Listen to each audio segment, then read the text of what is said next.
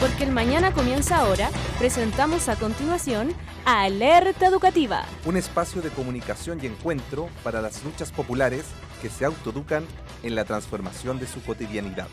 Un programa libre realizado por un colectivo de compañeros y compañeras en conjunto con Centro Alerta Yopech para las radios comunitarias.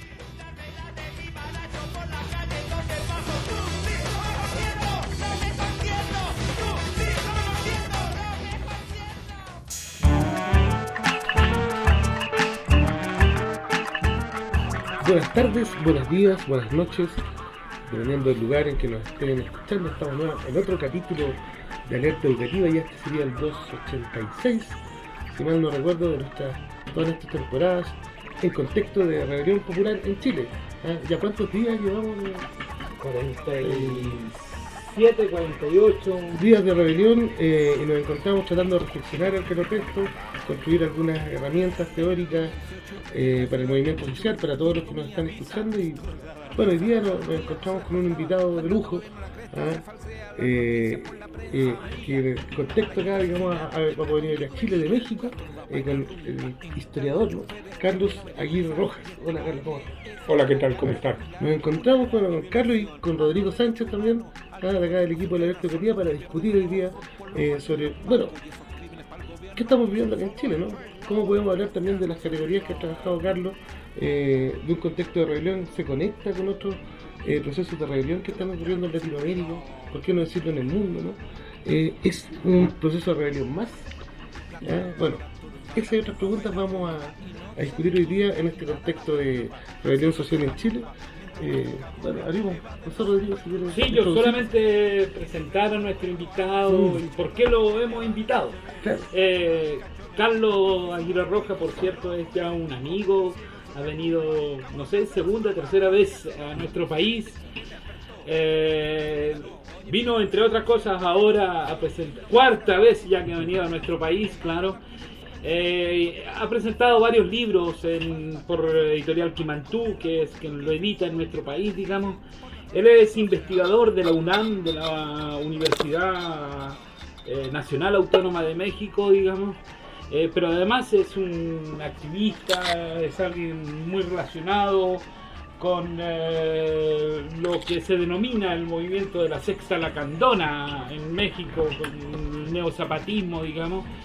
Y también es un intelectual, o más bien, no sé si le gustará que le diga un intelectual, es un profesor muy vinculado a las luchas de los movimientos sociales, fundamentalmente en México, pero con una reflexión acerca de lo que está pasando en nuestro continente y en general.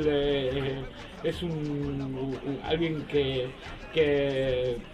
cercano, digamos, a los movimientos sociales en nuestra América Latina, digamos. Y en ese sentido justo lo encontramos en nuestro país, en este contexto, como decía Juan, de movilización permanente que ha tenido el pueblo chileno, y por lo tanto es un tremendo agrado compartir contigo, Carlos, esta entrevista que te vamos a hacer en Alerta Educativa, ya en la 10ª temporada, programa 206, por ahí. Sí.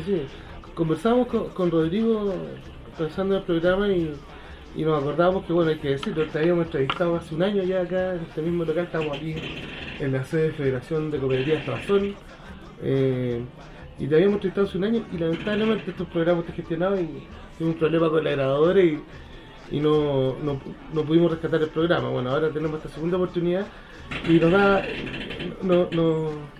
nos causó ilusión porque estuvimos hablando, ¿sabes? Bueno, de este contexto de crisis, ¿no? De crisis del capitalismo, ¿no? Que a nosotros nos parecía muy extraño desde Chile, ¿no?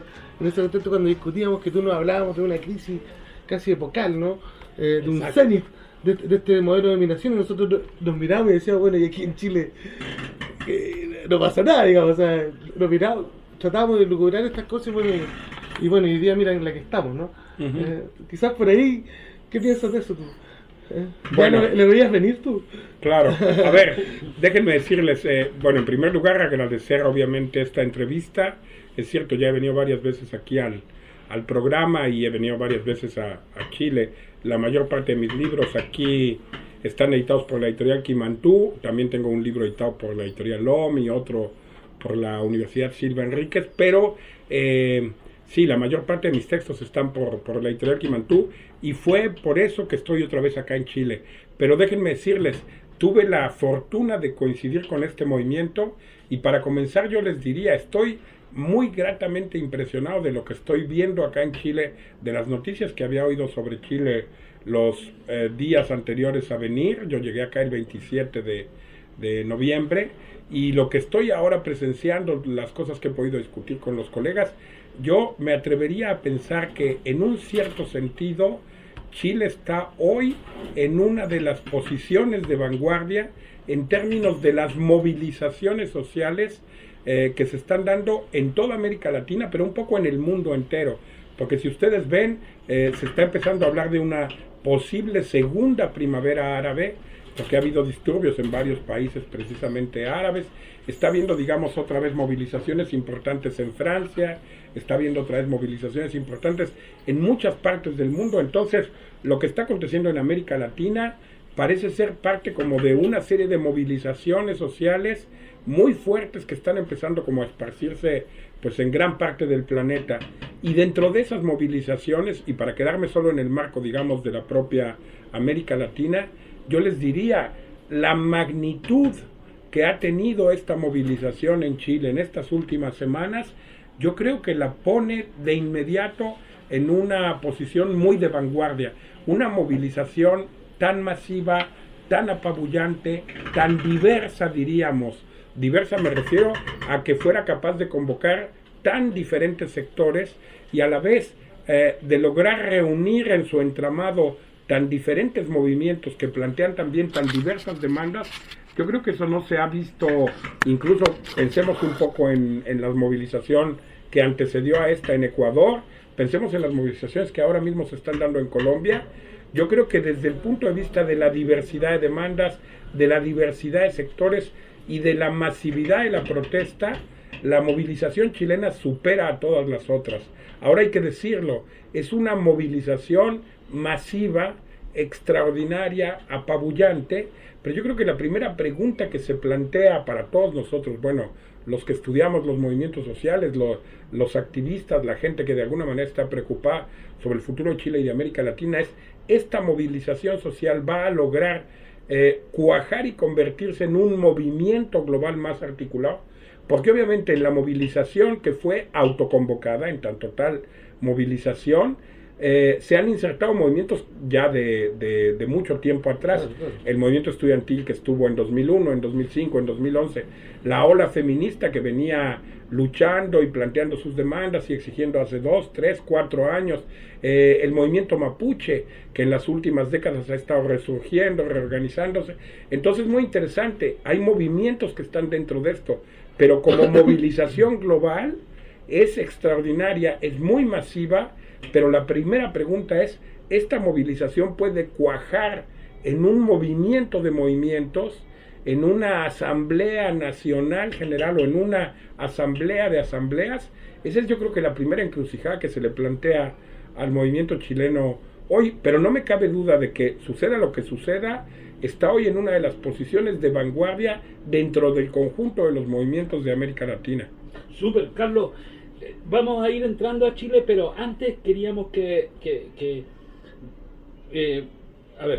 confrontar contigo algunas de las ideas, porque en tu última visita a Chile tú planteabas que el capitalismo habría ingresado en una crisis, fase terminal. En una fase terminal. Eso fue lo que tú nos planteaste, claro, en la última oportunidad que estábamos aquí mismo, en esta misma sede, en la cual escuchamos de vez en cuando un ruido hacia atrás, pero es una rama de un árbol que toca sobre el techo. Ese es el ruido que tenemos de fondo. Sí. Es natural, digamos, es natural.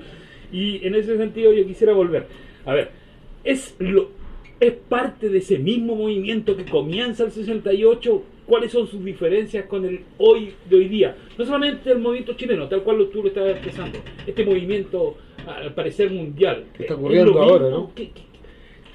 ¿Cuáles son sus diferencias o es exactamente la misma línea de continuidad?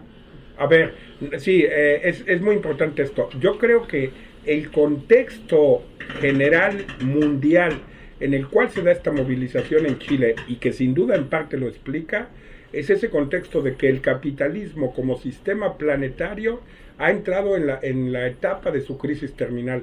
Eso lo creo, y no es una idea que inventé yo, es una idea que sostuvo durante muchos años Immanuel Wallerstein. Entonces, la idea de que, digamos, todos los sistemas históricos tienen un cierto periodo de vida, pero que a partir de un punto histórico, una serie de estructuras que ellos crearon y que funcionaban más o menos normalmente y en equilibrio, empiezan a volverse disfuncionales, empiezan a tener más problemas para reproducirse normalmente, empiezan, diríamos, a desajustarse y a desestructurarse, y entonces entran en crisis como tal sistema. Esa idea la planteó Wallerstein, yo la suscribo totalmente, y yo creo que a partir justamente de 1968, 73 hasta hoy, el mundo está en esta crisis terminal, y podría dar muchos ejemplos. O sea, el hecho mismo de que hayamos llegado a la encrucijada ecológica que vive hoy la humanidad, donde yo creo que 500 años de depredación de la naturaleza nos han llevado a una situación en la cual yo creo que la alternativa para la humanidad hoy es la siguiente: o el capitalismo destruye a la especie humana, porque destruye a la casa de la especie humana, que es el planeta Tierra, o nosotros destruimos y eliminamos al capitalismo y salvamos al planeta y salvamos a la especie humana. De esa magnitud es la encrucijada. Y Bueno, esto a es nivel... la consigna que levantan aquí los movimientos del agua, digamos, que ha sido muy importante. Claro, También a sumarse a la movilización actual. claro, a nivel ecológico yo creo que esa es la disyuntiva, pero a nivel económico también. O sea, yo creo que ya, por ejemplo, la economía ha alcanzado tal capacidad productiva, o sea, la capacidad de producir riqueza con las tecnologías que ya se conocen hoy es tan exuberantemente desorbitada que la costra capitalista que la envuelve ya está resultando ineficaz para dar curso a esa riqueza. Pongo solo un ejemplo. Digamos, en un momento dado ya existirían los medios para que no viviéramos del petróleo, porque ya existe la casa autosuficiente a partir de la energía solar. La pregunta es, ¿y por qué entonces no usamos la energía solar para mover las fábricas, los coches, los transportes y hacer funcionar las casas? La respuesta es puramente económica, porque en términos capitalistas no es rentable. Pero si la humanidad usara criterios no capitalistas, sino de bienestar del ser humano, la energía solar se difundiría masivamente, se abarataría, y entonces todos podríamos vivir de la energía solar, y todo el problema del petróleo y todo lo que dicen de que se va a agotar y tal, desaparece de la noche a la mañana. Y podría seguir, pero no voy a seguir en ese argumento, simplemente sí creo que vivimos en una crisis. Pero para responder a la pregunta que tú decías, el 68 yo creo que es el inicio o el anuncio en el plano cultural de esta entrada del planeta en su etapa de la crisis terminal del capitalismo, ¿sí? Entonces, esa revolución fue una revolución fundamentalmente de las estructuras culturales. En ese sentido es distinta. Claro, los efectos de esa revolución cultural se siguen desplegando hasta el día de hoy y se seguirán desplegando 20 o 30 años más adelante. En ese sentido, digamos que el 68 sigue vivo y seguirá vivo por algunas décadas más, yo creo. Pero en cambio, yo creo que lo que estamos viviendo hoy es una crisis que ya está empezando a impugnar no solamente en el plano cultural, sino también está planteando demandas sociales, demandas económicas, demandas políticas, demandas incluso diríamos civilizatorias, de la relación que hemos instaurado con la naturaleza, del modo de familia que hemos construido, del tipo de relación entre los seres humanos, o sea, este individualismo posesivo extremo. Es decir, lo que está hoy en cuestión es el modo en que construimos la vida humana y el modo en que la vida humana se relaciona con el medio natural. Es una pregunta de orden civilizatorio que está cuestionando la estructura capitalista de este proyecto civilizatorio, y en ese sentido es muchísimo más global que la pregunta del 68, que era sobre todo sobre la cultura dentro de la cual vivíamos y que reproducíamos. Y en ese sentido, los movimientos, ¿qué características entonces van adquiriendo? ¿Tienen mayor nivel de radicalidad? Yo creo que los movimientos que se dan ahora se vuelven, ya no solamente, sí tienen un mayor grado de radicalidad, ya no son movimientos solo anticapitalistas como fueron antes de 1968, sino que son movimientos antisistémicos. ¿Cuál es la diferencia fundamental? Los movimientos anticapitalistas hasta 1968 luchaban contra el Estado capitalista, luchaban contra la explotación capitalista, luchaban contra la burguesía y contra la ideología o la cultura capitalistas. Pero Marx nos dijo en el final de La miseria de la filosofía, al final del libro de La miseria de la filosofía, Marx nos dijo, cuando se acabe el capitalismo, con él se van a acabar todas las sociedades de clase y se va a acabar también la prehistoria humana. Entonces, cuando entramos a esta etapa de crisis terminal, se vuelve, diríamos, importante no solo criticar al Estado capitalista, sino criticar al Estado como estructura de gobierno y criticar a la política misma como forma de expresión, de modo de resolución de los asuntos comunes. Yo creo que estamos viviendo el proceso de la muerte de la política en general. Y eso Marx lo anunció al final de La miseria de la filosofía. Pero también, digamos, ya no solo se cuestiona la burguesía, se cuestiona el sistema mismo de división en clases sociales de la sociedad. Estamos luchando por una sociedad donde ya no va a haber clase dominante y clases dominadas, sino que va a haber relaciones horizontales entre todos los seres humanos, no agrupados en clases sociales. Pero incluso estamos en una situación en la cual no se cuestiona solamente la cultura burguesa o la ideología capitalista, sino que se cuestiona las formas ideológicas en general para ser sustituidas por una aproximación científica al mundo. Y se cuestiona entonces también no solamente la economía capitalista, sino toda economía basada en el principio de la escasez, porque va a empezar la abundancia del ser humano y lo que Marx llamaba el verdadero reino de la libertad. Por eso es que ahora se cuestiona el patriarcado, hijo de las sociedades de clase, por eso ahora se cuestiona el saber poder, basado en la división entre el trabajo manual e intelectual. Por eso ahora se cuestiona no solo la propiedad privada capitalista, sino la propiedad privada en general. Por eso ahora se cuestiona las formas de organización actuales para volver a nuevas formas comunitarias. Y todas estas reivindicaciones ya no son de movimientos solo anticapitalistas, sino antisistémicos. Interesante. Bueno, de eso y mucho más vamos a hablar en nuestro segundo bloque. Se nos pasó el bloque volando. Muy buena síntesis, Carlos. Y quizá abordar eso, ¿no? Esas categorías, cómo se aplican a este momento. Vamos a nuestro primer tema musical, que fue sugerido por Carlos. No sé si quiere presentar nuestro primer tema, Carlos. Claro, bueno, es una canción clásica de cuando yo era un poco más joven de lo que soy ahora. Estoy bromeando, pero es de mis tiempos de juventud, que se llama A Desalambrar, de Daniel Biglietti, y que yo creo que tiene una actualidad muy grande, porque lo que está diciendo ahí es la reivindicación de los métodos de acción directa. O sea, nosotros somos gente pacífica, no nos gusta la guerra, tenemos el derecho de vivir en paz, como dice esta canción que se ha vuelto himno de este movimiento chileno, pero el problema es que cuando queremos hacer las cosas de manera pacífica, de manera tranquila, nos responden con violencia, nos responden con burla.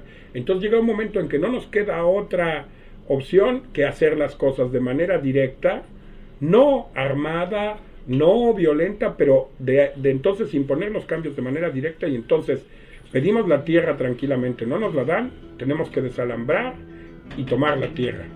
Super. Nos vamos entonces a desalambrar en Alerta Educativa. Yo pregunto a los presentes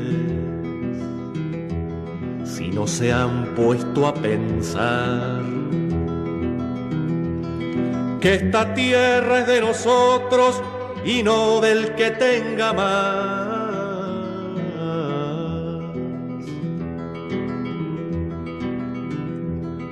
Yo pregunto si en la tierra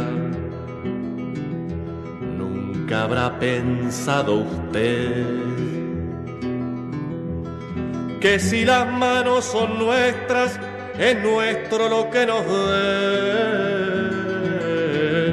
A desalambrar, que la tierra es nuestra, es tuya y de aquel, de Pedro y María, de Juan y José.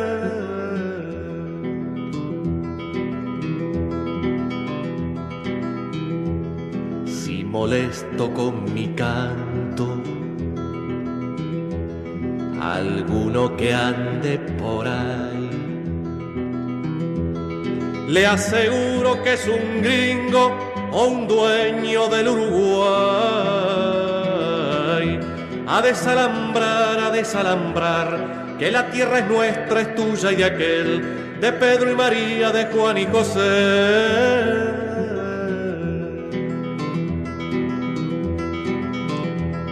Yo pregunto a los presentes si no se han puesto a pensar que esta tierra es de nosotros y no del que tenga más. A desalambrar, que la tierra es nuestra, es tuya y de aquel, de Pedro y María, de Juan y José. Que la tierra es nuestra, es tuya y de aquel, de Pedro y María, de Juan y José.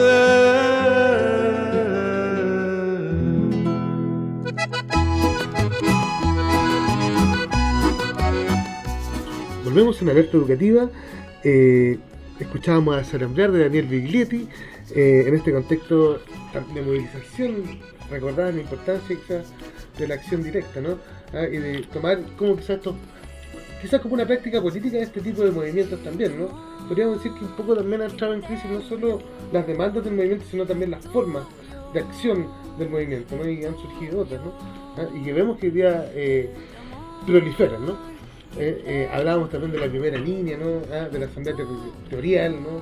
De muchas cosas que quizás tienen que ver nomás quizás con esta característica de movimiento antisistémico. ¿Podríamos decir que estamos frente a una revolución o rebelión de movimiento antisistémico acá en Chile? Claro, a ver, yo creo que esto, aquí lo que está pasando en Chile naturalmente reproduce un cambio que se está dando no a nivel solo de Latinoamérica, sino del mundo entero. Y proyecto ahora, digamos, este argumento que planteé antes de la diferencia entre movimiento anticapitalista y movimiento antisistémico a este plano, por ejemplo, de las tácticas de lucha, las formas de organización, los objetivos del movimiento. Yo creo que todos los movimientos anticapitalistas anteriores a 1968, y es normal que eso sucediera, siguieron un modelo que, diríamos, visto ahora de manera retrospectiva, era el único posible, era lógico y resultó bastante eficaz, pero que en el fondo resulta limitado para los objetivos que nos estamos planteando, y que es el siguiente. Durante mucho tiempo los movimientos anticapitalistas revolucionarios de la segunda mitad del siglo XIX, con los que convive Marx, y de los dos primeros tercios del siglo XX, donde la teoría del partido de Lenin juega un papel fundamental, seguían una lógica en la cual nosotros copiábamos un poco la estrategia del enemigo. Entonces decíamos, el enemigo tiene un ejército muy poderoso a su servicio, nosotros tenemos que crear un ejército todavía más poderoso, que era el ejército popular o el ejército del proletariado, y usábamos las mismas metáforas militares del poder, que era entonces el Estado Mayor de la clase obrera. Y como ese Estado era un Estado hipercentralizado, vertical y jerárquico, nosotros pensábamos que el partido tenía que construirse de una manera jerárquica, vertical. Entonces el Comité Central, hiperprotegido por todo el partido, tomaba las decisiones centrales, los cuadros medios las transmitían a la base y la base las acataba sin cuestionar. Y los que cuestionaban las decisiones del Comité Central pues eran expulsados del partido y se les acusaba de renegados y tal. De alguna medida estábamos copiando la lógica del enemigo y reintroduciéndola dentro de nuestros propios movimientos. Entonces queríamos quebrar la jerarquía con un movimiento jerárquico. Queríamos vencer al enemigo construyendo una violencia que fuera superior a su violencia. Queríamos de alguna manera vencer al enemigo aplicando su misma lógica jerárquica, piramidal, de un tipo de poder que era la del propio enemigo. Y de lo que se trata, el gran descubrimiento después de 1968 y de los movimientos antisistémicos es, si queremos ser capaces de vencer al enemigo, tenemos que escaparnos de su lógica, inventar otros métodos, formar otras estrategias y construir de otro modo. Si ustedes se dan cuenta, todos los movimientos ahora en el mundo son movimientos mucho más horizontales. Sí. La teoría del partido, que yo creo que fue maravillosa hasta 1968 y válida, empieza a desgastarse y a entrar poco a poco en crisis en los años 70 y 80, y yo creo que después de 1994 colapsa. Y colapsa no porque no haya sido válida en su momento, sino porque ya para las condiciones actuales no lo es. Ahora nadie aceptaría una estructura jerárquica, piramidal, donde una persona decide el destino de un partido de 5,000 miembros o de un movimiento de 2 millones de personas. Ahora se tienen que hacer las cosas bajo estructuras horizontales, bajo la forma de redes, de una manera muchísimo más consensual. Ahora tenemos que entender una cosa, la potencia militar del enemigo, la potencia que él tiene por el dinero que posee y que puede comprar conciencias y que puede tener analistas a su servicio y tal, no la vamos a vencer teniendo más armas que él, teniendo más analistas más inteligentes o más agudos que él, siendo más disciplinados que él. La vamos a vencer con un poder diferente que es la estructura de todo el pueblo autoorganizado.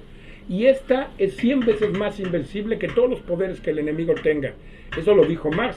Marx dijo, la burguesía tiene dinero, tiene ejércitos, tiene las jerarquías de su lado, tiene a los curas que la apoyan, Tiene su justicia. pero tiene su justicia sesgada, pero nosotros tenemos el número. Y Marx decía, el número es capaz de vencer todos estos poderes si está bien organizado y si tiene la claridad de los objetivos. Y eso es lo que de alguna manera necesitamos. Entonces, fíjense, yo lo he estado platicando ahora con la gente porque en Valparaíso había compañeros que me decían, bueno, el problema es que los zapatistas allá tienen armas y entonces tienen estructuras de autodefensa y acá en Chile no tenemos nada. Y yo decía, compañeros, pero la salida no es esa. O sea, los propios compañeros zapatistas están diciendo, no le estamos pidiendo a la gente, nosotros tuvimos que usar las armas para llamar la atención porque no nos quedaba de otra. Y además las tenemos para defendernos porque podemos sufrir un ataque en cualquier momento, pero no reivindicamos el camino armado. Por eso hacen la broma y dicen, somos el ejército más pacífico del mundo. Por eso dicen, somos un ejército que lucha para crear un mundo donde nunca más haya ejércitos. Entonces lo que ellos nos están diciendo es, ¿cuál es el poder que vamos a poder oponerle al enemigo? Y entonces es, el subcomandante Marcos hace este razonamiento y dice, si tú tienes 300 personas protestando y envías 100 pacos a reprimirlas, los 100 pacos vencen. Si tú tienes 20,000 personas protestando y mandan 10,000 pacos con tanques, con guanacos, con ametralladoras, etcétera, claro que pueden vencerlos. Pero si tú tienes 1,200,000 personas, ni todos los pacos del mundo, ni las bombas de neutrones, ni las bombas de nitrógeno pueden vencer a 1,200,000 personas. Entonces, tenemos que ser capaces de crear estructuras de autoorganización popular tan masivas, tan contundentes, tan bien organizadas y tan claras de sus objetivos que sean absolutamente invencibles. Porque ¿quién vence a un pueblo entero movilizado? Y lo digo porque esa es la estrategia de la Sexta. Lo que están tratando de crear los compañeros desde el 2006, cuando se llamaba la otra campaña, y luego en 2013, es justamente una red de resistencias en escala nacional de México. Porque en un momento dado todas esas resistencias van de alguna manera a desde abajo coordinarse y tratar de votar los poderes existentes e instaurar estructuras de autogobierno popular. Entonces, se dan cuenta, la estrategia es totalmente distinta. No es la estrategia de pensar en el gran día, ¿no? En el gran momento, o sea, la toma del Palacio de Octubre, o sea, vamos acumulando fuerzas. Llega el gran día que es el 25 de octubre, ¿no? O el 7 de noviembre, según el nuevo calendario, se da la confrontación entre el ejército proletario y el ejército burgués, tomamos el Palacio de Invierno y entonces empiezan los cambios desde el Estado. No, ellos lo que dicen es, la revolución y la transformación se construye aquí y ahora, poco a poco, y vamos acumulando fuerzas, que cada fuerza va creando sus espacios de autonomía, va imponiendo sus conquistas específicas, va creando los cambios desde ahora, y que se van coordinando. Vamos a usar una metáfora, es la metáfora, digamos, de la muerte por 1000 pequeñas heridas. Entonces, el capitalismo no va a morir de que de repente, como un gigante colosal se enfrenta a otro gigante, y el gigante popular o proletario lo vence y lo derriba, como dos peleadores de jiu-jitsu, sino que va a morir como la tortura de las 1000 heridas. El movimiento feminista le hace una pequeña herida en el hombro, el movimiento obrero le hace otra herida en la espalda, el movimiento mapuche le hace otra herida en el pecho. Y claro, si tiene 3 heridas solo sangra un poquito, pero si de repente son 100 heridas y luego 1000 y luego 3000 y luego 5000, llega un momento en que se desangra completamente y colapsa. Esa es la idea de los movimientos antisistémicos. Vean por qué es tan interesante entonces la rebelión ahora aquí en Chile, porque precisamente ya están de una manera espontánea autoconvocados todos los movimientos actuando directamente. Claro. ¿Qué tienen que tener? Una estructura organizada más explícita como Asamblea Nacional, que sea Asamblea de Asambleas, o Cabildo de Cabildos, que sea una estructura permanente. Y segundo, objetivos muy claros compartidos por todos. Y a partir de eso pueden no tirar a Piñera, que eso pues, cualquiera lo hace, nomás le soplan y se cae. O sea, con un 3% de popularidad que tiene ahora o 5%, da igual. Sino después de eso, evitar que pase lo que pasó en Argentina, que tiran a un presidente y llega otro, lo tiran. En el 2002 tiraron a 5 presidentes y de repente llega Kirchner y echa todo a perder. Entonces, para evitar que pase lo mismo, lo que tienen que hacer es tumbar y entonces instaurar una estructura de autogobierno. Ese es el cambio en la estrategia de los movimientos antisistémicos respecto de los movimientos anticapitalistas. Vamos a hablar justamente de aquellos procesos progresistas en América Latina en el tercer bloque de nuestro programa. Muy interesante lo que estás planteando, Carlos, porque es un poco el aporte que hace el neozapatismo a estas actuales luchas, digamos, Claro. Que se libran en general en nuestro continente y en el mundo entero. Vamos a la segunda canción. No, queda más tiempo. Queda más tiempo, entonces vamos inmediatamente a la pregunta que queríamos hacerte. A ver. ¿Sabes lo que pasa? Es que hay determinadas tendencias o corrientes políticas que de alguna manera plantean lo siguiente. Es posible aún la posibilidad de construcción de gobiernos progresistas, entendiendo esto como los gobiernos de Lula, como los gobiernos kirchneristas, como López Obrador actualmente en México. Sí. Ya. En ese sentido, la pregunta es concreta, porque de alguna manera estas corrientes políticas esperan un regreso triunfal de aquellos tipos de gobierno. Entonces, de hecho, yo siento que eso se ve acá en Chile, un poco también, claro, de los partidos que, por ejemplo, firmaron el acuerdo político, porque están buscando lo que ellos llaman la salida política. Y como que si la otra salida, ¿no?, que un poco tú planteas de los movimientos antisistémicos no fuese política, ¿no? Claro. Fuese social. Separan lo social de lo político de una forma totalmente burda, ¿no? Pero tienen eso, ¿no? Y claro, nosotros nos imaginamos, ¿estarán esperando el Kirchner chileno? Yo me lo planteo a eso, ¿no? claro. O incluso, para ser más punzante, Carlos, ¿tú crees que esas fuerzas son capaces de ponerle fin al neoliberalismo? A ver, ¿sí da tiempo de responder Sí, todavía? Sí. Ah, ok. Quedan 5 minutos, si no... Ok, seguimos. perfecto, 5. Ok, perfecto. No, a ver, yo creo que esta pregunta es fundamental porque yo sí creo que forma parte de justo la búsqueda de los caminos que pueden seguir estos movimientos, estas movilizaciones de las que estamos hablando, y no solo en Chile ahora, sino en Ecuador, en Bolivia, en Colombia, etcétera. Déjenme decirles, yo creo que si somos objetivos, como decía Marx, tenemos que juzgar a las personas no por sus dichos, sino por sus hechos. Y yo creo que más allá de los discursos rimbombantes, a veces muy bonitos y muy floridos, de todos estos gobernantes que eran los gobiernos progresistas, de Chávez, de Correa, de Evo Morales, de los Kirchner, de Mújica, de Lugo, etcétera, lo que en realidad tuvimos en todos esos gobiernos fue una política que desarrollaba un neoliberalismo blando, diríamos, frente al neoliberalismo salvaje de los gobiernos de derecha. El subcomandante Marcos usó una metáfora en la que decía, estos gobiernos de Lula y de Correa y de Evo Morales hacen lo mismo que los gobiernos de derecha, hacían con la mano derecha, ellos lo hacen con la mano izquierda. Entonces, en los hechos, yo creo que todos estos gobiernos lo que hicieron fue apoyar a sus respectivas burguesías nacionales en contra de las burguesías transnacionales que viven en sus propios países. Es decir, yo sí creo que Chávez, Lula, Morales, Correa eran genuinamente antiimperialistas y genuinamente, diríamos, nacionalistas, pero nacionalistas no en beneficio del pueblo, sino nacionalistas en beneficio de sus burguesías nacionales. Lula, cuando estuvo preso, que bueno que ya salió libre, pero Lula cuando estuvo preso dijo, yo me siento injustamente tratado, porque la burguesía brasileña nunca ganó tanto dinero como bajo mis dos gobiernos. Y eso es cierto. Y por ejemplo, cuando Chávez explicaba lo que era el socialismo del siglo XXI, Chávez decía, el socialismo del siglo XXI no está contra la propiedad privada, está contra las tierras ociosas, pero no contra los terratenientes en general. No está contra los capitalistas, está por la idea de que los capitalistas le den un poco más de dinero al Estado para que él lo redistribuya. Y decía, no está tampoco contra los partidos políticos, está por la creación de un fuerte partido que era el Partido Unificado Socialista de Venezuela.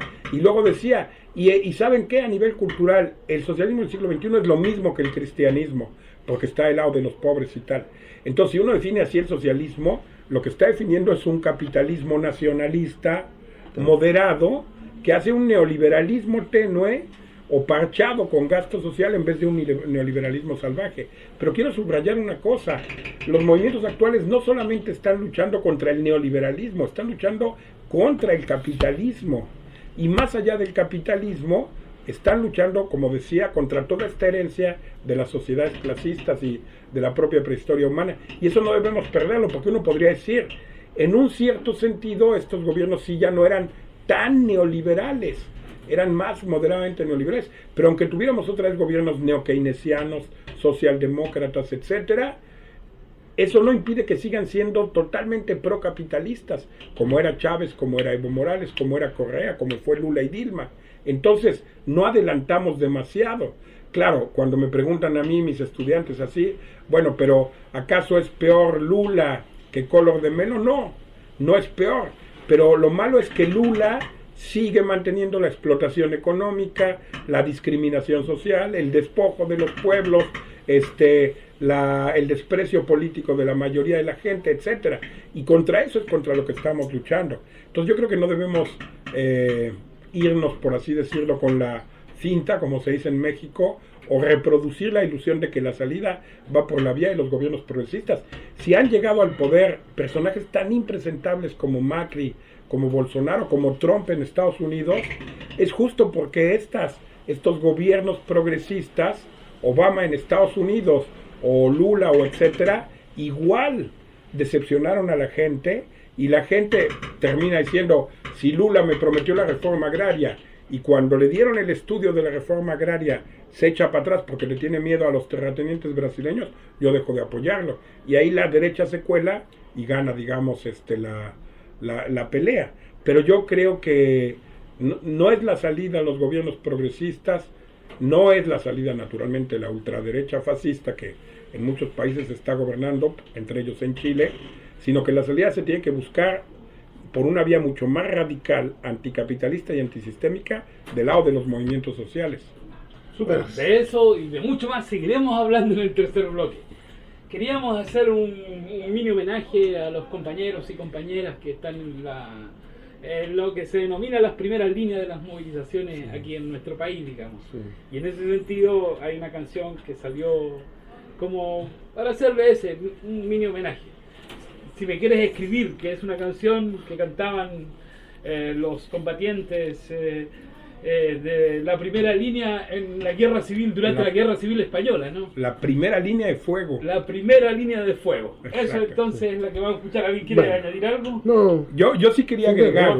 Vi en un periódico chileno que se llama The Clinic, vi una pequeña nota muy interesante que describía, sobre todo para mí es muy interesante, yo como extranjero, porque el reportero literalmente lo que trataba de explicarle al lector era cómo en los hechos prácticos, de manera, digamos, técnico-logística, funciona esto de la primera línea. Entonces decía cómo los compañeros se protegen, cómo crean sus escudos improvisados, cómo arman una especie como de pequeña casita para protegerse, y cómo después, por ejemplo, los compañeros y también las compañeras mujeres alimentan a ellos con los ladrillos, con los proyectiles que van a lanzar, y a la vez recibiendo las lacrimógenas, y antes de que estallen, devolviéndolas. Y entonces explicar como en términos técnico-logísticos este funcionamiento me pareció extraordinario. Les recomiendo que lo busquen, es en el número, creo, anterior o 2 números antes de The Clinic. Y yo creo que hay que rendirle homenaje a estos compañeros. Así es. De la primera línea. Bueno, añadimos las ollas comunes que también están en la primera línea. Que también... Sí, muchos jóvenes populares que hoy día están en la primera línea y que ojalá que después de esta rebelión nunca abandonen la primera línea para nada, ¿no? Claro. Que dejen y sigan siempre al frente. Claro. Para el juego de primera línea nos vamos con Rolando Alarcón. quieres escribir. ¿Me quieres escribir? Canción de la guerra civil. De la guerra civil, en alerta educativa.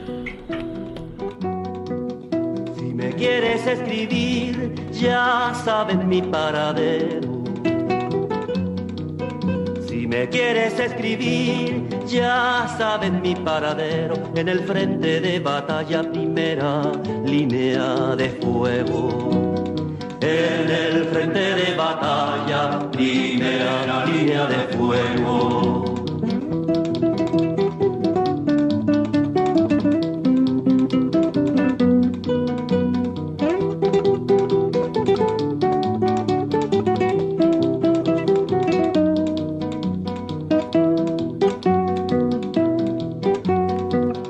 Si tú quieres comer bien barato y de buena forma,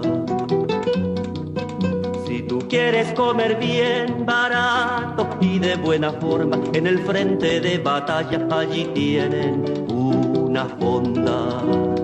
En el frente de batalla allí tienen una fonda.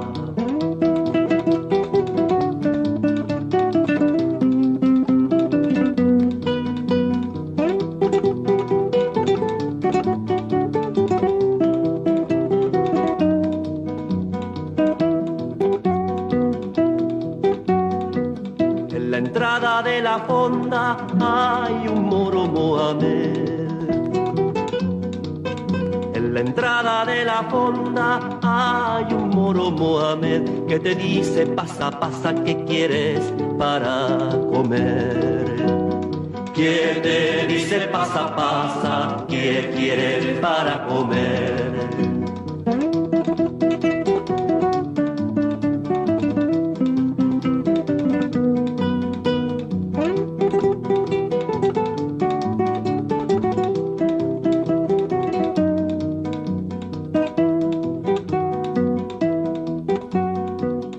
El primer plato que dan son granadas moledoras.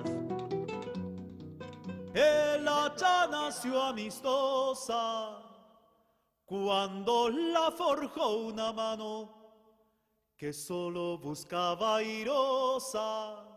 Bien, volvemos entonces nuestro tercer bloque con nuestro invitado Carlos Aguirre Roja, investigador de la UNAM, profesor de historia, digamos, pero además alguien muy vinculado al neozapatismo. Actualmente él es miembro de la Sexta Lacandona y alguien que ha reflexionado desde ya hace algún tiempo acerca de los procesos de movilización que se realizan no solamente en nuestro país, como él lo dijo en el primer bloque, sino que a partir del mayo 68 como empieza o surgen estos movimientos sociales antisistémicos. Antes de entrar al tercer bloque de lleno, digamos, para hacerle algunas preguntas que nos podrían parecer importantes para estos momentos, digamos, queremos saludar a todas las auditoras y auditores de los programas que nos retransmiten semana a semana. Queremos saludar a la radio Voz de Paine, queremos saludar a la radio Conciencia, allá en Rosario, en la sexta región. Queremos saludar a los compañeros de Radio Placeres, en la quinta región, Valparaíso. También y hemos estado junto a ellos durante estos últimos tiempos. El domingo yo mismo participé en un conversatorio, fui de auditor, pero estuve escuchando a los compañeros de Radio Villa Olímpica que hicieron un conversatorio acerca de los medios de comunicación alternativa en el contexto actual.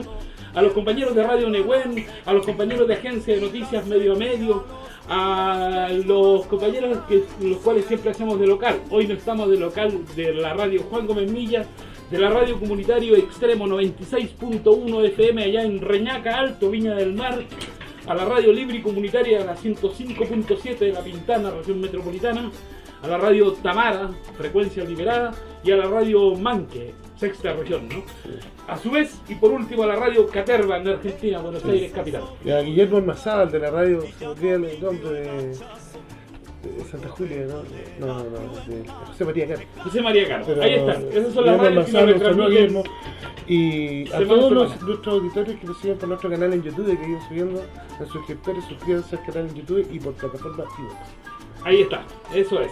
Entonces vamos a volver, estamos en el tercer bloque de nuestra conversación con Carlos Aguirre Roja, investigador de la UNAM y alguien que ha trabajado mucho investigando el movimiento zapatista. Y justamente queríamos comenzar este tercer bloque porque de alguna manera presentimos, eso es lo que queremos preguntarte, presentimos que el movimiento zapatista también, no solamente desde el punto de vista político, sino que también económico, al parecer ha comenzado a construir no solamente una visión, sino que hechos concretos, experiencias concretas, desde la autogestión para construir una economía alternativa, desde la autonomía construyendo una especie de economía alternativa al neoliberalismo. ¿Qué nos puedes decir de lo que de esos temas, Carlos? Claro. A ver, bueno, diría primero una cosa que yo creo que es muy importante. Tú señalas esto que es central y que no deberíamos olvidar porque tiene que ver también con el actual movimiento que se está dando aquí en Chile. Bueno, lo habíamos comentado antes de empezar a grabar el programa, pero yo creo que es muy importante. Ahora sí que como Marx nos lo enseñó, en estas sociedades escasas y en estas sociedades divididas en clases y en esta sociedad capitalista en la que vivimos, la economía siempre es una dimensión central. Y lo digo porque, por ejemplo, uno se extraña de ver acá en el movimiento y en la enorme movilización que está pasando en Chile, la ausencia del movimiento de los mineros chilenos. Sin embargo, uno ve que los trabajadores portuarios están participando. Y digo esto porque yo creo que si se lograra el apoyo del movimiento minero, los mineros del cobre, yo creo que eso podría darle una potencia al movimiento chileno extraordinaria. Y yo creo que esto es importante, que se discuta, se debata y se busquen caminos para eso. Y si el movimiento de los trabajadores portuarios, que ya está incorporado, empieza a hacer acciones más ofensivas y logra efectivamente paralizar la economía chilena, eso es lo que realmente le duele un poco a los ricos. Hay que decirlo, el acuerdo educativo sí, que se hace por la clase política, o sea, el acuerdo, no educativo, el acuerdo político, por la clase política, fue justamente detonado como una forma pasuar posterior al paro portuario y cuando se sumaron los mineros. O sea, hubo aquí una convocatoria donde se unificaron y tembló Chile, pero claro, yo digo porque eso es fundamental. Ahora paso a lo que tú decías, un poco las lecciones de la experiencia neozapatista en el campo de la economía. Es muy interesante porque ellos, claro, ¿qué es lo que ellos hacen el 1 de enero de 1994? Uno de los procesos fundamentales que se desarrollan el 1 de enero de 1994 y en los, diríamos, 20 días que dura realmente la guerra en Chiapas, porque a partir del día 12 hay una gran movilización, pero muchos grupos que están movilizados tardan en llegar las noticias, etcétera, y realmente las actividades militares se acaban hasta el día 20 de enero. Pero en esos 20 días los zapatistas recuperaron cientos de miles de hectáreas del territorio de Chiapas. Muchas hectáreas recuperadas, mucha tierra recuperada. Entonces, lo digo porque una base fundamental que ha permitido a los zapatistas mantener un proyecto, digamos, con una autonomía absoluta, donde ellos dicen no recibimos ni un centavo del Estado, es el hecho de que ellos son dueños de sus propias tierras. Ahora, una cosa que es fundamental, cuando los zapatistas recuperan la tierra, no la reparten en pequeñas parcelas, no llevan a cabo ni reparto agrario ni reforma agraria al modo clásico, sino que dicen mantenemos la tierra como propiedad colectiva de toda la comunidad, porque ellos tienen una consigna maravillosa. La manera en que ellos conciben a la tierra no es como un instrumento muerto, un simple instrumento de trabajo, ni tampoco como propiedad privada, sea propiedad privada colectiva o sea propiedad privada individual. Ellos conciben que la tierra es una cosa viva. En la cosmovisión zapatista, en la cosmovisión indígena maya y luego neozapatista, la tierra es la madre tierra, e insisten en esto porque dicen la tierra es la fuente de la vida. De la tierra nacen los hombres, de la tierra nacen los números, las leyendas, los colores, la geometría, las matemáticas, la historia. De la tierra nace lo que nos comemos, la manera en que nos vestimos. De la tierra nace todo con lo que nos cubrimos para construir nuestras casas. Entonces la tierra debe ser concebida como la fuente de la vida, como la madre de todos nosotros, y debe ser respetada, y por eso tienen esa consigna que dice la tierra ni se compra ni se vende, se ama y se defiende. Luego, además de tener la tierra en colectivo, el trabajo que ellos desarrollan también es un trabajo colectivo, Y tienen una manera muy inteligente de organizar el trabajo, porque ellos dicen, cada compañero tiene condiciones diferentes. A lo mejor un compañero, su esposa es miembro de la junta de gobierno, y entonces el compañero tiene que ayudar a la compañera que sale todos los días y cuidar a los hijos. Entonces no puede ir a la milpa todos los días y solo va 2 días a la milpa. En cambio, ¿La milpa qué es? La milpa es el lugar de trabajo, o sea, vale. a la parcela, vale, digamos. La parcela sí, a la parcela de, colectiva, al trabajo colectivo. Y en cambio otro compañero que es más joven y que está todavía soltero, él va todos los días. Bueno, cuando se junta todo el producto del trabajo, ellos no dicen a este compañero, como solo venía 2 veces a la semana, le tocan 2 quintos y al otro le tocan 5 quintos, sino que dicen a todos por igual. Es una manera en que los que tienen mejores condiciones son solidarios con los que tienen más difíciles condiciones. Entonces, si el trabajo es colectivo, el producto es de todos y se debe repartir por igual. Entonces, tienen una lógica que es anticapitalista, porque, por ejemplo, hay bancos zapatistas, esto es muy interesante, y los bancos zapatistas, bueno, desafortunadamente todavía manejan dinero, porque pues el contacto con el exterior lo exige, pero por ejemplo, si un compañero tiene enferma a su compañera o a su papá o a su mamá, claro, o un hijo, y lo tiene que llevar al hospital, pero no tiene dinero, va y pide dinero al banco zapatista. Entonces él usa el dinero para ir a la ciudad, pagar el hospital y tal. Si su enfermo fallece, la deuda desaparece. En cambio, si el enfermo se cura, el compañero regresa y negocia la manera en que, según sus condiciones, puede ir, digamos, pagando la deuda. Entonces, es una lógica que no es de la mayor ganancia. Por ejemplo, tienen bodegas los compañeros zapatistas. Más bien de apoyo, es un banco de apoyo más que un banco. Pero por ejemplo, tienen bodegas y es muy interesante porque luchan contra los intermediarios. Entonces ellos van y compiten con el intermediario, pero no hacia abajo sino hacia arriba.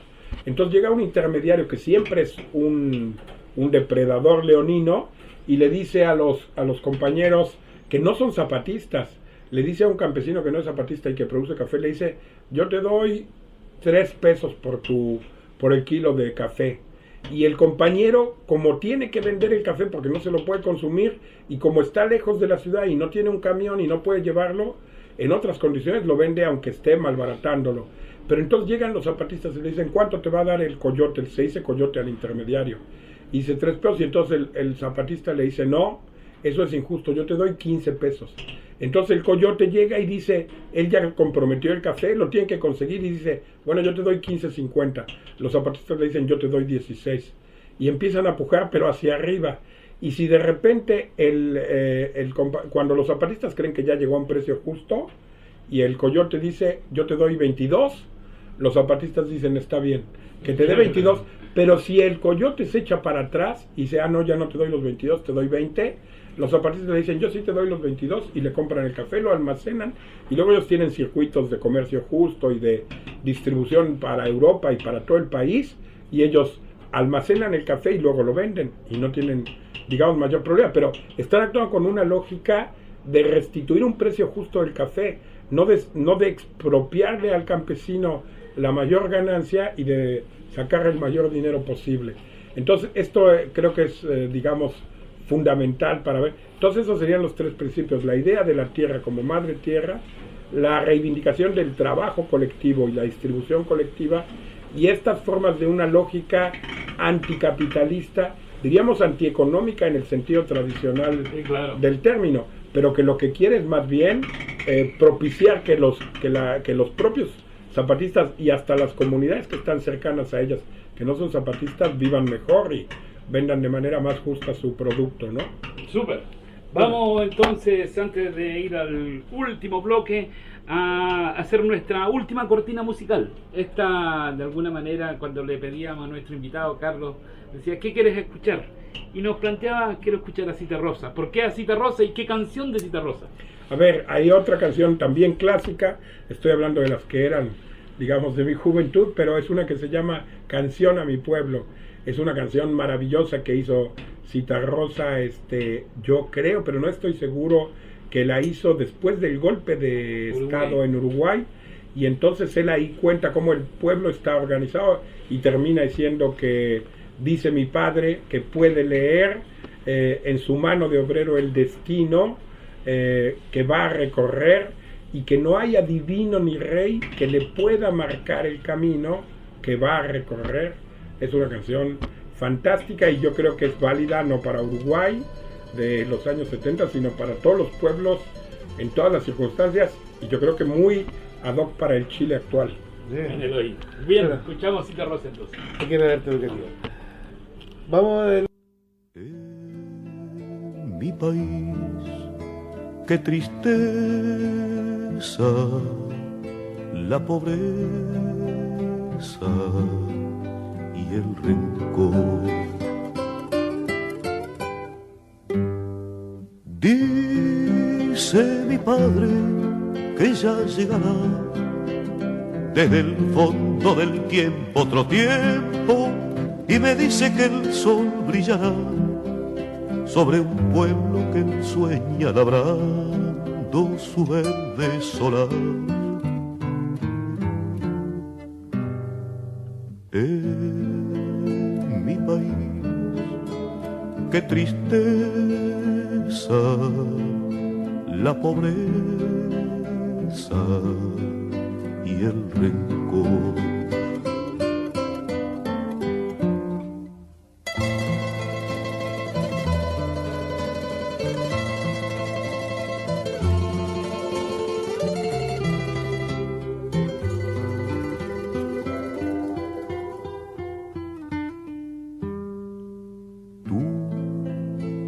Pediste la guerra, madre tierra, yo lo sé.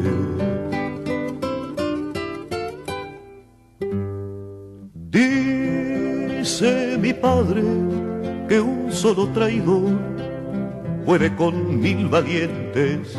Él siente que el pueblo en su inmenso dolor hoy se niega a beber en la fuente clara del honor.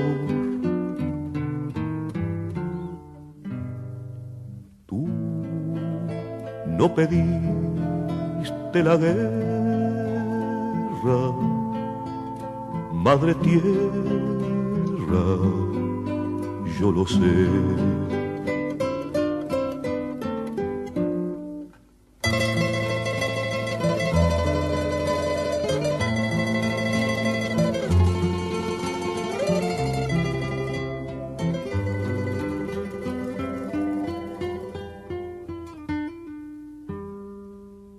En mi país somos duros,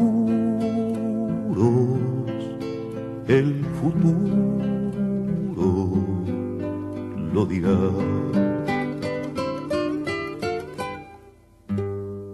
Canta mi pueblo una canción de paz, detrás de cada puerta está alerta mi pueblo, y ya nadie podrá silenciar su canción, y mañana también cantará.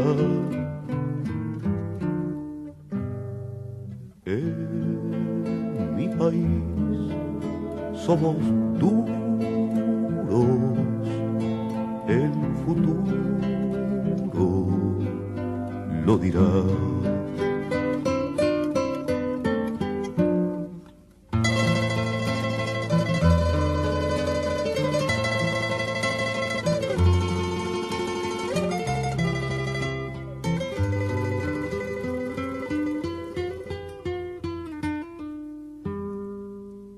En mi país, qué tibieza cuando empieza a amanecer. Dice mi pueblo que puede leer en su mano de obrero el destino, y que no hay adivino ni rey que le pueda marcar el camino que va a recorrer. En mi país, qué tibieza cuando empieza a amanecer.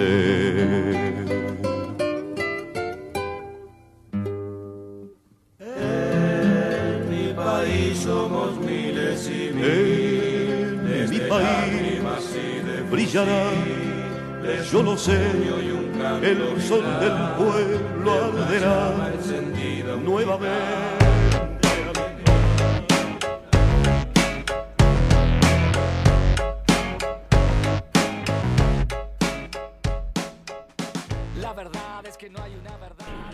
Bueno, volvemos en el cuarto bloque, la alerta educativa, y bueno, saludar a la radio que nos quedó pendiente, que es Raíces Poblacionales de la José María Caro, que siempre nos transmite, ¿no? Y le agradecemos a los chicos allá de la José María Caro por escucharnos. Y bueno, conversamos acá con nuestro invitado Carlos Aguido Rojas de este proceso de rebelión, ¿no? Decíamos, en el mundo, ¿no? En Latinoamérica y acá en Chile, ¿no? Todo conectado. Y bueno, nos preguntamos, quizás meternos en este último bloque algunas hipótesis, ¿no? ¿Qué está pasando en Chile? ¿Cómo se proyecta esto? Tú ya has recorrido Latinoamérica, has visto varios procesos y también, bueno, estás tiempo acá. ¿Qué nos podrías decir o provocar respecto a ese tema, Carlos? A ver, claro, naturalmente debo confesar que me siento un poquito, digamos, un poco más en dificultad para dar una hipótesis sobre lo que está pasando en Chile a los chilenos, pero me arriesgo de todas maneras, porque yo creo que de lo que se trata en esta circunstancia, de esta inmensa movilización que se está viviendo y de esta búsqueda de alternativas, de lo que se trata es de provocar la reflexión, provocar el debate. Entonces voy a decirles una idea muy provocadora que planteé ayer en la Universidad de Valparaíso y que sí suscitó un debate muy interesante posterior. Fíjense, yo les decía, si uno trata de ver como con una cierta perspectiva temporal amplia lo que está pasando hoy en Chile, a mí me parece que en un cierto sentido el Chile de 2019, es decir, el Chile de los últimos 50 días, 40 y tantos, 50 días, sería como la continuación del Chile que se vivió entre mayo de 1973 y el 11 de septiembre de 1973. Y explico en qué sentido hago esta conexión, digamos. Yo creo que cuando se está viviendo la interesante experiencia de la Unidad Popular, el gobierno de Allende, etcétera, la fracción más radical, más revolucionaria, la más consecuente que había en el panorama chileno era la fracción del MIR. Déjenme decirles entre paréntesis, yo recomiendo mucho a los muchachos jóvenes chilenos que vuelvan a estudiar las experiencias del MIR, que relean sus estatutos y sus principios generales y que vean y revisen la historia del MIR, porque yo creo que ahí pueden encontrar muchas pistas para descifrar lo que está pasando hoy en Chile y para plantearse posibilidades de lo que hay que construir al futuro. Y la ilustro con este punto que estoy planteando. Cuando el MIR ve que empieza a haber los rumores de guerra civil en Chile, o sea, más que de guerra civil, de golpe militar, de riesgo de golpe militar, va con Allende y le dice, compañero Allende, nosotros proponemos que usted le dé armas al pueblo y arme al pueblo, porque efectivamente necesitamos, digamos, armar al pueblo para poder enfrentar el posible golpe de Estado. Allende, que era una persona muy institucional, exageradamente institucional, les dice, no, yo no puedo hacer eso, yo confío en el ejército, no. Y luego va a venir el intento de golpe de Estado fallido de julio. Pero yo creo que cuando el MIR se da cuenta de que no le van a dar armas al pueblo, busca otra alternativa y encuentra una alternativa que era muy vigente en ese entonces, pero que es más vigente todavía ahora, que es decir, lo que tenemos que hacer es construir el poder popular desde abajo y digamos a la izquierda, para agregar esta frase de los zapatistas ahora. Y entonces dice, a partir de una iniciativa que se dio espontáneamente, porque no fue iniciativa del MIR, a partir, digamos, de abril, mayo, cuando empieza el problema de las juntas de abastecimiento, de pronto para resolver este problema se crean los cordones industriales y los consejos comunales. Claro. Y cuando el MIR ve eso, le sucede lo mismo que le sucedió a Lenin en Rusia, primero en 1905 y luego en 1917, que dice, aquí está una creación de las propias clases populares, espontánea, que es un organismo en el cual tiene que basarse el nuevo poder, que es una estructura de poder popular que eran los soviets. Entonces, cuando Lenin teoriza los soviets, dice, nuestros soviets son nuestra Comuna de París, el equivalente de la Comuna de París. Mao, cuando cree los comités de guardias rojos de la Revolución Cultural China, dirá, esto es nuestros soviets chinos o nuestra Comuna de París China. Bueno, ahí hay una serie de eslabones. Yo creo que cuando el MIR ve estos cordones industriales y estos consejos comunales, dice, estos son nuestros soviets. Y este es el embrión de un poder popular que si se consolida, se articula, se organiza, se fortalece, eso fue el llamado, de hecho, puede precisamente ponerle un alto, o por lo menos hacer más difícil el golpe militar. Entonces, ¿cuál era la pregunta que se estaba planteando Chile entre abril y septiembre de 1973?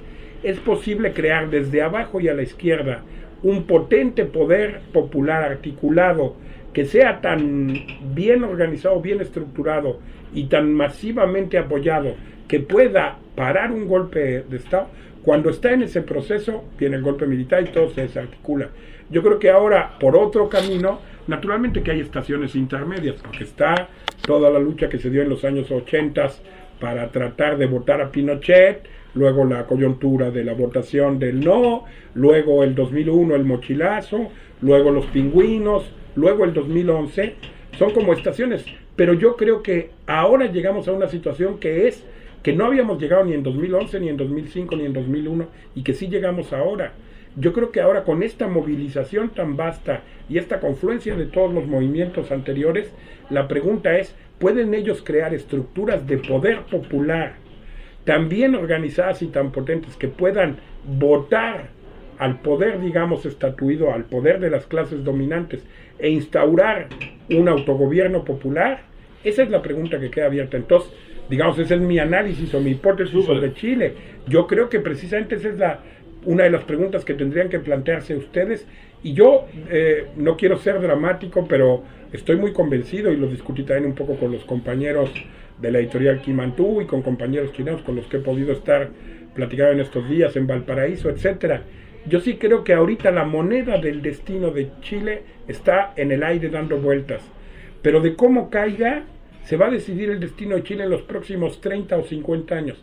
Si cae del lado de que la clase política imponga esta ridícula y absurda salida de la Asamblea Constituyente construida desde arriba, que es una burla al pueblo, o sea, ve y quédate sentadito en tu casa y en 6 meses nos dices si A o si B.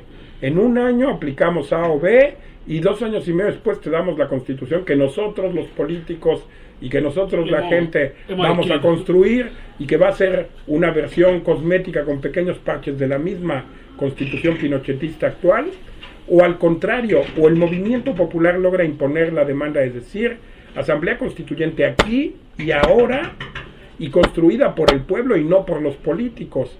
Si se logra eso, entonces el movimiento podría avanzar y Chile podría ser hasta realmente el faro, ejemplo de vanguardia, porque si se instaura aquí un autogobierno popular, yo pienso que tal y como está la maduración del conflicto social en toda Sudamérica, podría ser un efecto dominó.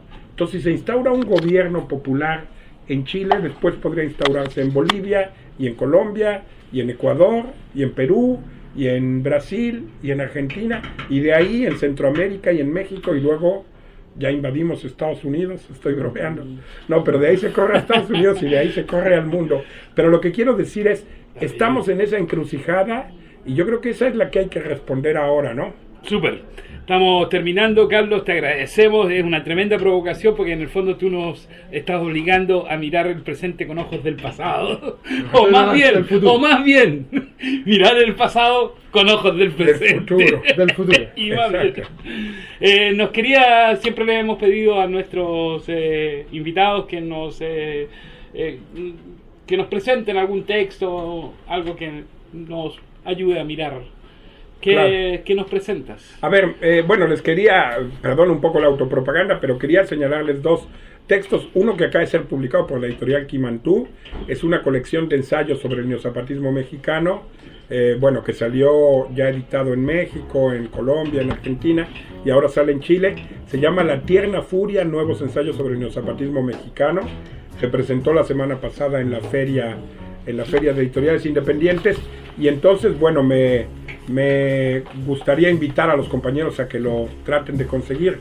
Pero también quisiera mencionarles que, bueno, Rodrigo tiene los archivos electrónicos a disposición lo vamos a subir justamente de cualquier persona del último número de una revista en la que yo participo que se llama Contrahistorias, Pensamiento Crítico y Contracultura, y les cuento, el tema general es los ecos del neozapatismo mexicano en el mundo, y aquí hay artículos sobre el impacto que el neozapatismo tuvo, por ejemplo, en China, en Brasil, en Irán, en Cuba y en las ciencias sociales actuales.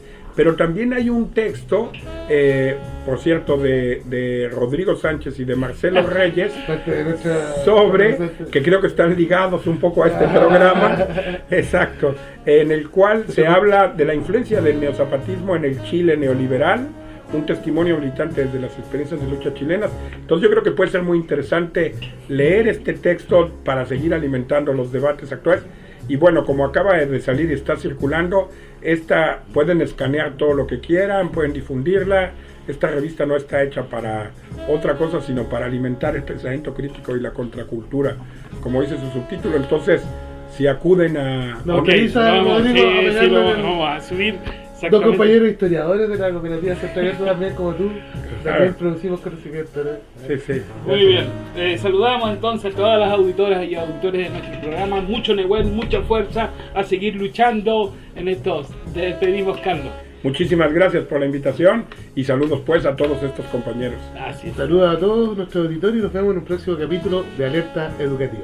Déjenme decirles, yo creo que aquí hay que repetir esa consigna que alguna vez está en el subcomandante Marcos recuperó, Marichihuevo. Marichihuevo. Orgulloso de estar entre el proletariado. Finaliza este capítulo de Alerta Educativa, un programa realizado por un colectivo de compañeros y compañeras en conjunto con Centro Alerta Yopech. Un programa que dialoga sobre la actualidad de nuestras luchas, desde nuestras raíces y hacia el mundo por el que luchamos y con el que soñamos. Escucha nuevamente Alerta Educativa en tu radio favorita. Por eso, hermano proletario, con orgullo yo te canto esta canción. Somos la revolución. ¡Sí, señor! La revolución.